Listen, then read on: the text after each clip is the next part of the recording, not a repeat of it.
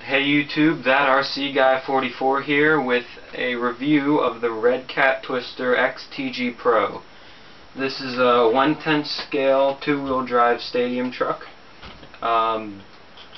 Available really anywhere, eBay, Amazon. Not many hobby shops carry Redcat anymore, so you'll probably have to get it online. Costs about $200 wherever you get it. So first of all, not all of this is stock. The body is a HPI Racing DSX2 for the Firestorm.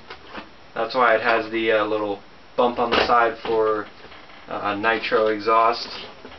The wheels and tires are in the front. There are HPI front lines mounted on Revolver 2.2 wheels, which are shiny. In the rear there are Proline Dirt Hog 2.2s on the same Revolver rims. Now the stock tires you get are pretty blah. Nothing special. They're not very good. They don't give much traction, and the rear tires wore out very quickly. And the rims that it comes with stock are just plain black dish wheels, which are not shiny. So I would definitely recommend upgrading to new tires if you do get this truck. Moving on to the suspension. They are plastic bodied aluminum cap shocks that use preload spacers because they're not threaded body. At the top of the shock tower in the front, you have 3 mounting positions and 2 on the A-arm, and in the rear you have again 3 up top and 3 on the arm. Also, all the links, front and rear, are steel turnbuckles, so you have a lot of adjustment for your camber and everything. Another thing I want to point out, this bumper is not stock. This is a XTG bumper for the Firestorm. So, the chassis itself, it's a pretty standard layout for a stadium truck. Just big battery box in the middle, receiver on one side, ESC on the other side, and the steering servo up front. This uses dual bell crank steering setup, although there is no servo saver, so if you wanted one, you'd have to get one that just mounts directly to the servo and it uses that instead of a servo horn. Towards the rear you have obviously your motor and your transmission. This motor is not stock. This is a 540L that came out of my Exceed Mad Beast when I upgraded it, so that just got handed down to this. This plate I also made, that's not stock. But the one huge red flag on this truck is there are plastic gears stock. Really, Redcat, for a brushless system, you need the steel gears. But you can buy that set of steel gears at redcatracing.com. It's about $40. Well, it was when I got it anyway. And yes, I'm still running the stock ESC with this big motor because I'm irresponsible and don't really care.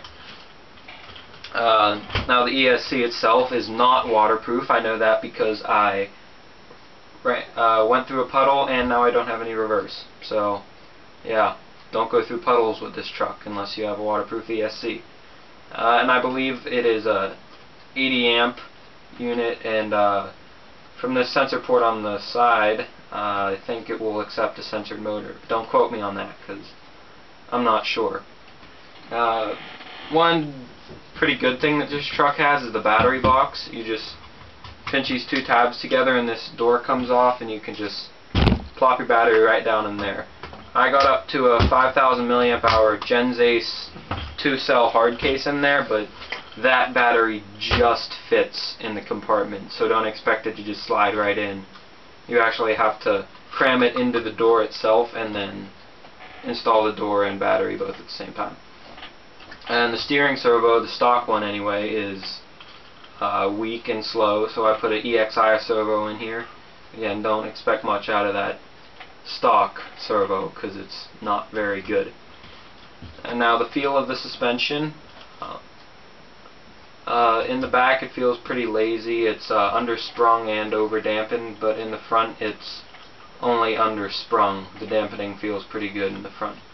And well, the battery's not in here right now, but when the battery isn't here. The rear suspension droops a lot, and it just doesn't feel like a good setup at all. So if you're going to get this truck, things that you really need are tires, wheels definitely, because the stock ones, like I said, they are not shiny. These RPM revolvers are shiny, so they're obviously better.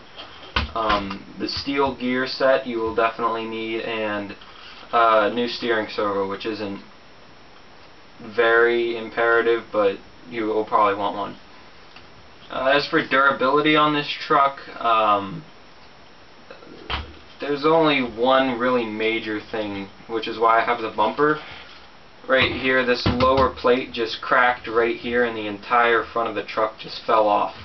So if you want to keep the front of your truck attached, I would recommend a bumper like this, because after I got the bumper, it hasn't happened again. Also, if you hit something that misses the front tires and hit the back wheels, the kingpins will bend before your A-arm, or not A-arm, but before your suspension arm breaks. So I don't know if that's a good thing or not. Saves your A-arm, but gotta straighten out or replace your kingpin.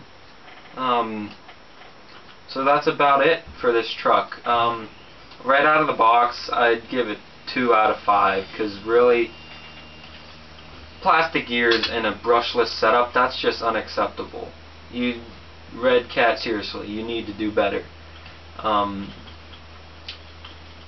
So yeah, look for my running videos. I'll give a little bit more information as far as performance goes in that video. So comment, rate, subscribe, and we'll see you later.